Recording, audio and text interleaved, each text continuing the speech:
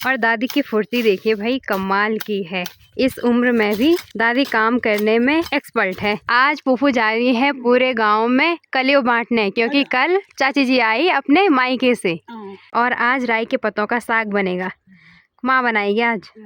शहद के जो ये छोटे छोटे हिस्से हैं, इसको दादी ने टोकरी में रखा है और इसके नीचे रखा है। फिर क्या बनेगा इससे?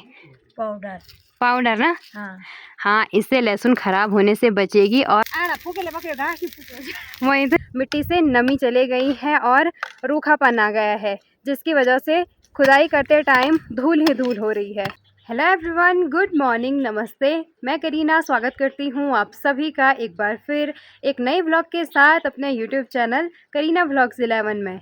व्लॉग की स्टार्टिंग हो रही है सुबह के लगभग 11 बजे से और हमेशा की तरह अभी एकदम मस्त धूप खिली हुई है और ठंडी ठंडी हवाओं की सरसराहट भी है। घर के अभी मैंने सारे काम निपटा दिए हैं और अब मुझे जाना है घर से खेतों की ओर। आज मुझे खेतों में कुछ काम करना है। वैसे आज मुझे ज़्यादा दूर नहीं जाना है, हमारे घर के ठीक सामने वाला जो खेत है उसी में कुछ काम करना है। घर से आ गई हूँ अभी मैं सामने वाले खेत में। मुझसे पहले दादी आ रखी है और एक साइड से लगी है काम निपटाने पे। आजकल पहाड़ों में खेतों में हल लगने का काम जारी है। आधा से ज़्यादा खेतों में तो हल लग चुकी है, बस अब कुछ खेत बच रखे हैं जिनमें हल लगनी बाकी है। और आजकल सरसों, जौ, गेहूं इन सब की बुआई की जाती है। बाकी खेतों में हल लगने से पहले खेतों के कुछ काम निपटाए जाते हैं, जैसे खेतों में गोबर डालना हो गया और साथ ही साथ खेत के बाउंड्री साइड जितना भी कबाड़ रहता है, मतलब कांटे हो रखे रहते हैं और बाकी के जो झाड़ियाँ रहती हैं तो उनको काटा जाता है और फिर उनको जलाया जाता है। तो अभी मैं और दादी उसी काम को निपटाने आए हैं खेत में। इस खेत के बाउंड्री साइड जितने भी झाड़ियाँ हैं उन सबको हमने काटना है। बाकी मेरे खेत आते आते दादी ने यहाँ की साइड से तो सारी झाड़ियाँ काट दी है। यहाँ जितनी भी बिच्छू घास हो रखी थी और जो ये ऊना वाली घास थी जिसको फर्न बोला जाता है, उसको काट दिया है दादी ने यहाँ से और सीधे यहाँ तक। अब यहाँ से स्टार्ट करना है मुझे और मैं घर से एक बड़ी दराती भी लेके आई हूँ साथ में।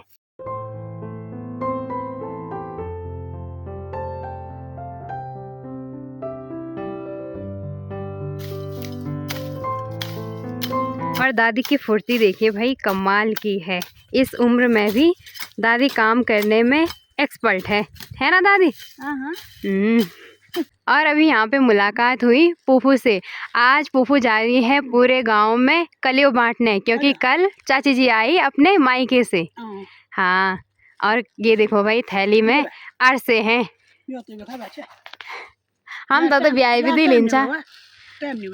अच्छा, यखम बांटना। ओ, और ये देखो भाई इतने टेस्टी टेस्टी अरसे बना रखे हैं। और मेरे हाथ में आप लोग जो ये मिठाई देख रहे हो, इसका नाम है अरसा और ये है पहाड़ी स्पेशल मिठाई। खासकर ये बनाई जाती है शादियों के टाइम या तब जब बेटी अपने मायके से ससुराल की ओर आती है। तो अभी बुआ जी सारे गाँव में अरसे बांट रही हैं। खेत में जो बिच्छू घास हो रखी है साथ ही साथ और झाड़ियाँ हो रखी है, तो उनको काटने के लिए मैंने दराती तो लाई रखी है, साथ ही साथ अभी मैंने एक लकड़ी भी रख दी है साथ में। और ये लकड़ी आगे से 2 ब्रांचेस में डिवाइड है। तो इस टाइप की लकड़ी मैंने इसलिए रखी है ताकि जो ये बिच्छू घास है उसको मैं यहाँ बीच पे फंसा सकूँ और फिर इससे काट सकूँ आराम से।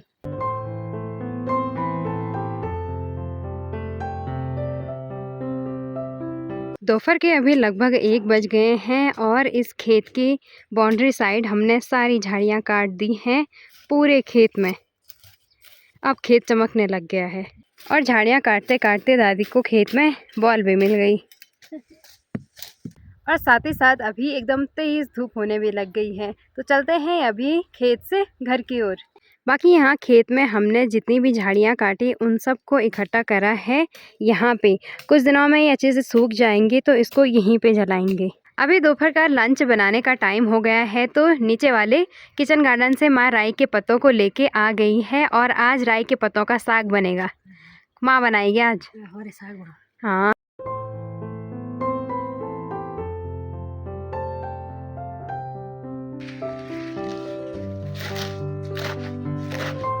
गुड मॉर्निंग एवरीवन, ये है दूसरा दिन और अभी सुबह के लगभग 11:30 बज रहे हैं और आज मैं आपको दिखाने वाली हूँ घरेलू मधुमक्खियों का शहद। जो हमारा पुराना वाला घर है भीटी में, वहाँ हमने मधुमक्खियों के लिए एक घर बना रखा था और उसमें मधुमक्खियों का छत्ता भी था।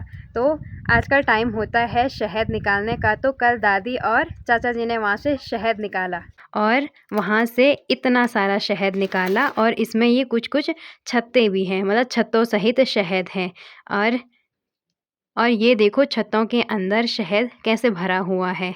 शहद के जो ये छोटे-छोटे हिस्से हैं, इसको दादी ने टोकरी में रखा है और इसके नीचे रखा है एक छोटा-सा पतीला। इससे शहद इस वाले पतीले में कलेक्ट हो रहा है धीरे-धीरे करके। अभी तो रूम का टेम्परेचर कम है तो उसकी वजह से शहद जम रखा है। तो अभी इसको रख देते हैं धूप पे। धूप से ये शहद पिघल जाएगा और यहाँ नीचे इस छोटे से पतीले में कलेक्ट होगा। टोकरी को अभी मैंने यहाँ धूप में रख दिया है और इसके ऊपर से मैंने एक साड़ी डाली है, क्योंकि शहद की खुशबू से बहुत सारी मधुमक्खियाँ आ रही हैं, तो इसको मैंने अभी अच्छे से ढक लिया है। ऊपर छत से अभी मैं आई हूँ यहाँ नीचे चौक में, और आज दादी ने यहाँ सारे चौक पे लहसुन फैला रखी है। जो लहसुन की फलियाँ होती हैं, दादी आज उनको छील रही है और इतनी सारी लहसुन छील के यहाँ पे फैला दी है। और अब बस इतनी लहसुन छीलनी बाकी है, और छिल के जो लहसुन के छिलके होते हैं दादी ने इनको यहाँ की साइड रखा है। बाकी जो ये वाली पन्नी है, इन पे दादी ने उन लहसुन को रखा है जो अभी अंकुरित नहीं हुई है, मतलब ये काम आएगी साग सब्जी में डालने की। बाकी जो यहाँ पे दादी लहसुन छील रही है, ये अभी अंकुरित हो गई है, तो इसको अगर हम ऐसे ही रखेंगे तो जो लहसुन की फलियाँ होती हैं वो पिचक जाती है और बस इसमें अंकुर ही बच जाते हैं। तो ऐसे में लहसुन ख़राब हो जाती है, क्योंकि अब लहसुन के लिए फेवरेबल कंडीशन आ गई है। आजकल लहसुन की बुआई होती है। वैसे तो हमने खेतों में लहसुन की बुआई कर दी है, पर बुआई करने के बाद भी इतनी सारी लहसुन बची, तो दादी ने बोला कि इनको छील के इनसे पाउडर बनाएंगे। इनको अभी दादी ने छील दिया है, उसके बाद इसको बारीक काटा जाएगा और उसके बाद इसकी कुटाई होगी, और कुटाई होने के बाद इससे बारीक पेस्ट बनेगा। उसको हम साग सब्जियों में डाल सकते हैं। दादी ने अपने साथ यहाँ पे सिलबट्टे का बट्टा ला रखा है, मतलब सिलबट्टे का पत्थर। इससे दादी लहसुन को खोल रही है और फिर चाकू की हेल्प से फलियों को छील रही है। फिर क्या बनेगा इससे? पाउडर ना? हाँ, इससे लहसुन ख़राब होने से बचेगी और यूज़ भी हो जाएगा लहसुन का। चौक की यहाँ वाली साइड इस बड़ी सी बरसाती में माँ ने आज झंगोरा सुखाने के लिए डाल रखा है, इसको फैला रखा है, और इससे हम तैयार करेंगे गाय बैल भैंसों के लिए पीना। बाकी अभी मुझे जाना है अभी घर से खेत की ओर। आजकल खेतों में हल लगने का काम कंप्लीट हो चुका है, और हल लगने के बाद खेत की जो बाउंड्री साइड रहती है उनमें खुदाई की जाती है जहाँ पे हल नहीं लगता है। तो अभी इसी काम को निपटाने जाना है मुझे और माँ को। हमारे घर के सामने वाला जो ये बड़ा वाला खेत है, कल शाम के टाइम दिवाकर, दीपू, देवेश तीनों भाइयों ने मिलके इसमें हल लगाई, और अब की बार हमने इस खेत में कुछ नहीं बो रखा है। साथ ही साथ खेत के बीच बीच में माँ ने ये कबाड़ भी ला रखा है गौशाला से, जो घास गाय बैल भैंसों को दी जाती है। उसके बाद भी जो वेस्ट बचता है घास से, तो इसको माँ ने यहाँ पे ला रखा है जलाने के लिए, यहाँ पे भी और वहाँ की साइड भी। और अब की बार हमने इस बड़े वाले खेत में कुछ भी इसलिए नहीं बोया, क्योंकि इस वाले खेत में हम सोच रहे हैं इस बार आलू की खेती की जाए, इसलिए बस इसमें हल लगा रखी है और बाद में इसमें हम आलू लगाएंगे। घर से अभी मैं और माँ पहुँच गए हैं खेत में, और एक साइड से माँ ने खेतों की बाउंड्री साइड खुदाई चालू कर दी है। यहाँ वाले जितने भी खेत हैं, इन वाले खेतों में रूखापन ज़्यादा रहता है, मतलब यहाँ के खेत ज़्यादा सख्त होते हैं हल लगाने के लिए भी और खुदाई करने के लिए भी, क्योंकि ये खेत यहाँ धार की साइड है और यहाँ हवा का रुख ज़्यादा रहता है। और अब स्टार्ट करते हैं खेत में खुदाई वाला काम। खेत में खुदाई के साथ साथ आज हम कांटे भी जला रहे हैं। खेत की बाउंड्री साइड जितने भी कांटे होते हैं और जितनी भी झाड़ियाँ होती हैं, माँ ने उनको काट के रखा था यहाँ पे, और अभी माँ ने इस पे आग जला दी है। और यहाँ खेत की बाउंड्री साइड यहाँ पे छोटे छोटे पौधे उगे हैं, और इन पौधों पे बहुत ही प्यारे फूल खिले हुए हैं पिंक कलर के, और इस पौधे को हमारी गढ़वाली लैंग्वेज में बोला जाता है भिरमोड़ू।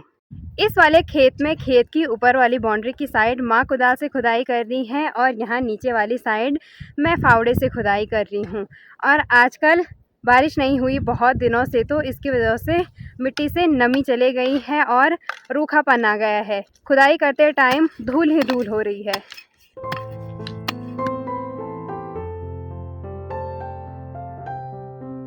खेत के बाउंड्री साइड हमने लगभग खुदाई कर दी है, बस खेत का यहाँ वाला हिस्सा रह रखा है और इस वाले हिस्से में तो बिल्कुल भी हल नहीं लग रखी है। तो ये जितना भी हिस्सा है यहाँ से लेकर और यहाँ आगे तक, इस पूरे में हमें कुदाल और फावड़े से खुदाई करनी पड़ेगी। जिस खेत में हमने खुदाई का काम किया है, इस खेत के नीचे की साइड एक बड़ा सा पैया का पेड़ भी है और आजकल पैया पे फूल खिले हुए हैं और साथ ही साथ नई नई पत्तियां भी निकलने लग गई हैं, हरी हरी। बहुत ही प्यारा लग रहा है पैया का पेड़। और अभी फाइनली खेत में हमने खुदाई का काम कंप्लीट कर दिया है और अब जहाँ जहाँ पे माँ ने आड़े बना रखे थे, मतलब जहाँ जहाँ पे झाड़ियों को काट के इकट्ठा कर रखा था, माँ वहाँ वहाँ पे आग जला रही है। धुआं भी हो रहा भयंकर वाला। वही तो घास थोड़ा सपा चाटवा ना।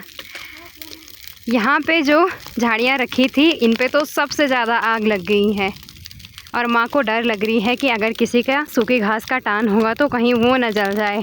खेत के सारे काम निपटाने के बाद नीचे वाले खेत से अभी हम यहाँ ऊपर वाले खेत में आए हैं और माँ ने यहाँ पे जो जामुन का पेड़ था उसकी छोटी छोटी टहनियाँ काट रखी हैं।